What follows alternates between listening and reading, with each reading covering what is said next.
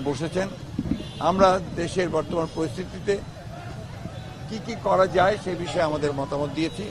তারা আমাদের সঙ্গে শেয়ার করেছেন যারা কি করেছেন, কি কি করতে যাচ্ছেন। এটাকে এখন আমরা মনে করি যে এই সরকারকে সহায়তা করা এটা প্রতিটি দেশপ্রেমিক মানুষের একমাত্র কর্তব্য।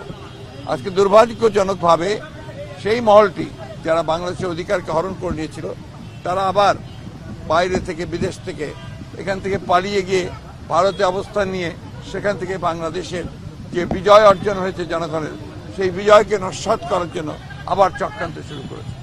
আমরা একটা কথা খুব স্পষ্ট করে বলেছি, এখানে এই যে তথাকথিত আপনার মাইনরিটির ওপরে অত্যাচার নির্যাতনের যে একটা গল্প ফাঁদা হয়েছে, সেই গল্পটা পুরোপুরিভাবে উদ্দেশ্যমূলক এবং বাংলাদেশকে মেলাইন করা, এই সরকারকে মেলাইন করা, ছাত্র জনতার আন্দোলনকে একে